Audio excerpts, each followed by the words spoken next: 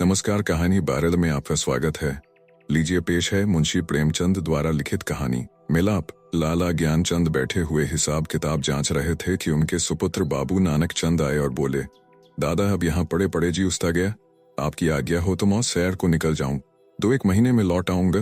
नानक चंद बहुत सुशील और नवयुवक था, रंग पीला, आंखों के गिर्द हल्के स्याह धब्बे, कंधे झुके हुए। ज्ञानचंद ने उसकी तरफ तीखी निगाह से देखा और व्यंग्यपूर्ण स्वर में बोले, क्यों, क्या यहाँ तुम्हारे लिए कुछ कम दिलचस्पियां हैं? ज्ञानचंद ने बेटे को सीधे रास्ते पर लाने की बहुत कोशिश की थी, मगर सफल न हुए। उनकी डांट फटकार और समझाना बुझाना बेकार हुआ। उसकी संगति अच्छी न थी, पीने पिलाने और राग रंग में डूबा रहता था। उन्हें यह नया प्रस्ताव क्यों पसंद आने लगा, लेकिन नानक चंद उसके स्वभाव से परिचित था। बेधड़क बोला, अब यहाँ जी नहीं लगता, कश्मीर की बहुत तारीफ सुनी है, अब वहीं जाने की सोचना हूँ। ज्ञानचंद, बेहद है, तशरीफ ले जाइए। नानक चंद हंसकर रुपये को दिलवाइए, इस वक्त 500 रुपये की सख्त जरूरत है। ज्ञानचंद, ऐसी फिजूल बातों का मुझसे जिक्र न किया करो, मैं तुमको बार बार समझा चुका। नानक चंद ने हठ करना शुरू किया और बूढ़े लाला इनकार करते रहे, यहाँ तक कि नानक चंद झूंझलाकर बोला, अच्छा कुछ मत दीजिए, मैं यूं ही चला जाऊंगा। ज्ञानचंद ने कलेजा मजबूत करके कहा, बेशक तुम ऐसे ही हिम्मतवर हो, वहां भी तुम्हारे भाई बंद बैठे हुए हैं ना। नानक चंद, मुझे किसी की परवाह नहीं, आपका रुपया आपको मुबारक रहे। नानक चंद की यह चाल कभी पट नहीं पड़ती थी। अकेला लड़का था। बूढ़े लाला साहब ढीले पड़ गए, रुपया दिया, खुशामद की और उसी दिन नानक चंद कश्मीर की सैर के लिए रवाना हुआ। मगर नानक चंद यहाँ से अकेला न चला, उसकी प्रेम की बातें आज सफल हो गई थीं। पड़ोस में बाबू रामदास रहते थे, बेचारे सीधे सादे आदमी थे, सुबह दफ्तर जाते और शाम को आते, और इस बीच नानक चंद अपने कोठे पर बैठा हुआ उनकी बेवा लड़की से मोहब्बत के इशारे किया करता। यहाँ तक कि अभागी ललिता उसके जाल में आ फंसी। भाग जाने के मंसूबे हुए। आधी रात का वक्त था। ललिता एक साड़ी पहने अपनी चारपाई पर करवटें बदल रही थी। जेवरों को उतार कर उसने एक संदूकचे में रख दिया था। उसके दिल में इस वक्त तरह तरह के ख्याल दौड़ रहे थे और कलेजा जोर जोर से धड़क रहा था। मगर चाहे और कुछ न हो, नानक चंद की तरफ से उसे बेवफाई का जरा भी गुमान न था। जवानी की सबसे बड़ी नेमत मोहब्बत है, और इस नेमत को पाकर ललिता अपने को खुशनसीब समझ रही थी। रामदास बेसुध सो रहे थे कि इतने में कुंडी खटकी। ललिता चौंक कर उठ खड़ी हुई। उसने जेवरों का संदूकचा उठा लिया, एक बार इधर उधर हसरत भरी निगाहों से देखा और दबे पांव चौंक चौंक कर कदम उठाती दहलीज में आई और कुंडी खोल दी। नानक चंद ने उसे गले से लगा लिया। बग्घी तैयार थी, दोनों उस पर जा बैठे। सुबह को बाबू रामदास उठे, ललित न दिखाई दी। घबराए सारा घर छान मारा, कुछ पता न चला। बाहर की कुंडी खोली, देखी, बग्घी के निशान नजर आए। सर पीट कर बैठ गए, मगर अपने दिल का दर्द किससे कहते। हंसी और बदनामी का डर जबान पर मोहर हो गया। मशहूर किया कि वह अपने ननिहाल और गई, मगर लाला ज्ञानचंद सुनते ही भौंप गए कि कश्मीर की सैर के कुछ और ही माने थे। धीरे धीरे यह बात सारे मोहल्ले में फैल गई, यहाँ तक कि बाबू रामदास ने शर्म के मारे आत्महत्या कर ली। मोहब्बत की सरगर्मियां नतीजे की तरफ से बिल्कुल बेखबर होती हैं। नानक चंद जिस वक्त बग्घी में ललित के साथ बैठा तो उसे इसके सिवाय और कोई ख्याल न था कि एक युवती मेरे बगल में बैठी है, जिसके दिल का मैं मालिक हूँ।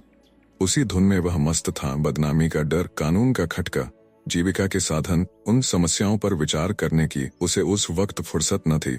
हाँ, उसने कश्मीर का इरादा छोड़ दिया, कलकत्ते जा पहुंचा। किफायत शारी का सबक न पड़ा था। जो कुछ जमा जथा थी 2 महीनों में खर्च हो गई। ललिता के गहनों पर नौबत आई, लेकिन नानक चंद में इतनी शराफत बाकी थी। दिल मजबूत करके बाप को खत लिखा, मोहब्बत को गालियां दी और विश्वास दिलाया कि अब आपके पैर चूमने के लिए जी बेकरार है, कुछ खर्च भेजिए। लाला साहब ने खत पढ़ा। तस्कीन हो गई कि चलो जिंदा है, खैरियत से है। धूमधाम से सत्यनारायण की कथा सुनी, रुपया रवाना कर दिया, लेकिन जवाब में लिखा, खैर जो कुछ तुम्हारी किस्मत में था वह हुआ, अभी इधर आने का इरादा मत करो, बहुत बदनाम हो रहे हो, तुम्हारी वजह से मुझे भी बिरादरी से नाता तोड़ना पड़ेगा। इस तूफान को उतर जाने दो, तुम्हें खर्च की तकलीफ ना होगी। मगर इस औरत की बाह पकड़ी है तो उसका निबाह करना, उसे अपनी त्याहता स्त्री समझो। नानक चंद दिल पर से चिंता का बोझ उतर गया। बनारस से माहवार वजीफा मिलने लगा। इधर ललिता की कोशिश ने भी कुछ दिल को खींचा और गो शराब की लत न टूटी। और हफ्ते में 2 दिन जरूर थिएटर देखने जाता। तो भी तबीयत में स्थिरता और कुछ संयम आ चला था। इस तरह कलकत्ते में उसने 3 साल काटे।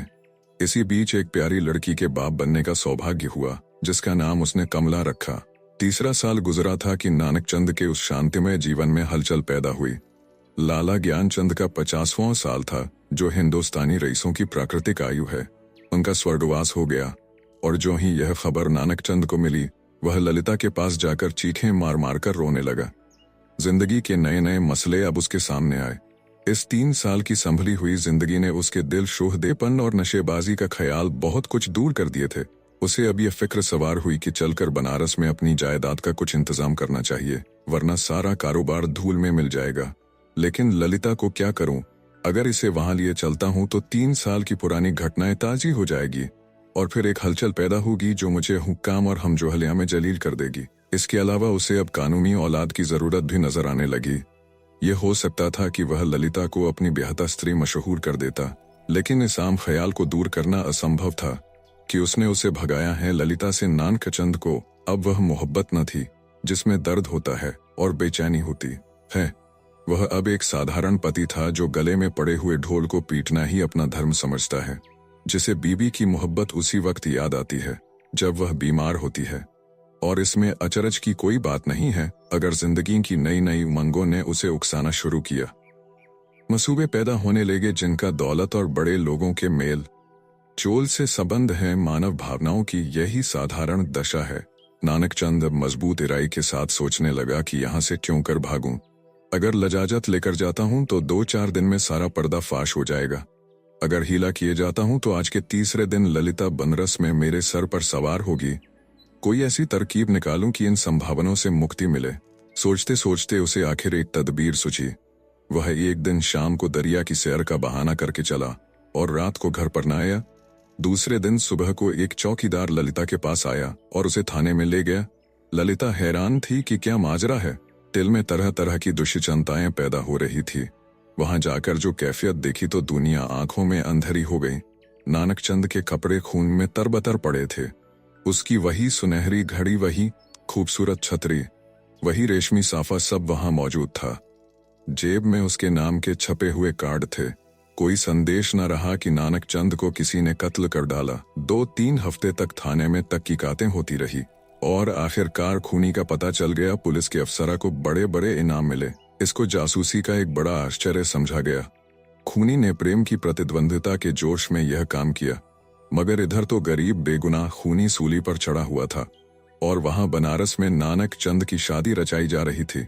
लाला नानकचंद की शादी एक रईस घराने में हुई और तब धीरे धीरे फिर वही पुराने उठने बैठने वाले आने शुरू हुए। फिर वही मजलिसे ज़मीं और फिर वही सागर और मीना के दौर चलने लगे। संयम का कमजोर अहाता इन विषय वासना के बटमारों को न रोक सका। हाँ, अब इस पीने पिलाने में कुछ पर्दा रखा जाता है और ऊपर से थोड़ी सी गंभीरता बनाए रखी जाती है। साल भर इसी बहार में गुजरा। नवेली बहू घर में कुड़ कर मर गई। तपेदिक ने उसका काम तमाम कर दिया। तब दूसरी शादी हुई, मगर इस स्त्री में नानकचंद की सौंदर्य प्रेमी आंखों के लिए कोई आकर्षण न था। इसका भी वही हाल हुआ। कभी बिना रोए और मुंह में नहीं दिया। 3 साल में चल बसी। तब तीसरी शादी हुई। यह औरत बहुत सुंदर थी, अच्छी आभूषणों से सुसज्जित। उसने नानकचंद के दिल में जगह कर ली। एक बच्चा भी पैदा हुआ था और नानकचंद गारस्त की आनंदों से परिचित होने लगा। दुनिया के नाते रिश्ते अपनी तरफ खींचने लगे, मगर प्लेग के लिए ही सारे मंसूबे धूल में मिला दिए। पति प्राणा स्त्री मरी। 3 बरस का प्यारा लड़का हाथ से गया और दिल पर ऐसा दाग छोड़ गया जिसका कोई मरहम न था। उच्च श्रृंखलता भी चली गई, अय्याशी का भी खात्मा हुआ। दिल पर रंजोगम छा गया और तबीयत संसार से विरक्त हो गई। जीवन की दुर्घटनाओं में अक्सर बड़े महत्व के नैतिक पहलू छिपे हुआ करते हैं। इन साइमों ने नानकचंद के दिल में मरे हुए इंसान को भी जगा दिया। जब वह निराशा के यातनापूर्ण अकेलपन में पड़ा हुआ इन घटनाओं को याद करता तो उसका दिल रोने लगता और ऐसा मालूम होता कि ईश्वर ने मुझे मेरे पापों की सजा दी है। धीरे धीरे यह ख्याल उसके दिल में मजबूत हो गया। उफ, मैंने उस मासूम औरत पर कैसा जुल्म किया, कैसी बेरहमी की। यह उसी का दंड है। यह सोचते सोचते ललिता की मायूस तस्वीर उसकी आंखों के सामने खड़ी हो जाती और प्यारी मुखड़े वाली कमला अपने मरे हुए सौतेल भाई के साथ उसकी तरफ प्यार से दौड़ती हुई दिखाई देती। इस लंबी अवधि में नानकचंद को ललिता की याद तो कई बार आई थी, मगर भोग विलास पीने पिलाने की उन कैफियतों ने कभी उस ख्याल को जमने नहीं दिया। एक धुंधला सा सपना दिखाई दिया और बिखर गया। मालूम नहीं दोनों मर गए या जिंदा है। ऐसी बेकसी की हालत में छूकर मैंने उनकी सुध तक ना ली। उस नेकनामी पर धिक्कार है जिसके लिए ऐसी निर्दयता की कीमत देनी पड़े। यह ख्याल उसके दिल पर इस बुरी तरह बैठा कि एक रोज वह कलकत्ता के लिए रवाना हो गया। सुबह का वक्त था। वह कलकत्ते पहुंचा और अपने उसी पुराने घर को चला। सारा शहर कुछ हो गया था। बहुत तलाश के बाद उसे अपना पुराना घर नजर आया। उसके दिल में जोर से धड़कन होने लगी और भावनाओं में हलचल पैदा हो गई। उसने एक पड़ोसी से पूछा, इस मकान में कौन रहता है? बूढ़ा बंगाली था। बोला, हम ये नहीं कह सकता कौन है कौन नहीं है। इतना बड़ा मुल्क में कौन किसको जानता है। हाँ, एक लड़की और उसका बूढ़ा माँ, 2 औरत रहता है। विधवा है, कपड़े की सिलाई करता है। जब से उसका आदमी मर गया तब से यही काम करके अपना पेट पालता है। इतने में दरवाजा खुला और एक 13-14 साल की सुंदर लड़की किताब लिए हुए बाहर निकली। नानकचंद पहचान गया कि यह कमला है। उसकी आंखों में आंसू मड़ाए बेअख्तियार जी चाहा कि उस लड़की को छाती से लगा ले। कुबेर की दौलत मिल गई।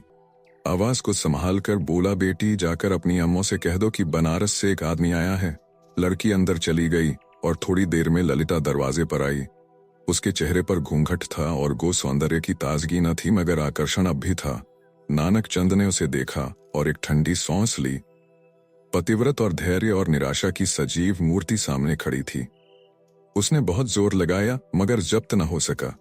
बरबस रोने लगा। ललिता ने घूंघट किया, उसे देखा और आश्चर्य के सागर में डूब गई। वह चित्र जो हृदय पट पर अंकित था और जो जीवन के अल्पकालिक आनंदों की याद दिलाता रहता था, जो सपनों में सामने आकर कभी खुशी के गीत सुनाता था और कभी रंज के तीर चुभाता था, इस वक्त सजीव सचल सामने खड़ा था। ललिता पर बेहोशी छा गई। कुछ वही हालत जो आदमी को सपने में होती है। वह व्यग्र होकर नानकचंद की तरफ बढ़ी और रोती हुई बोली, मुझे भी अपने साथ ले चलो।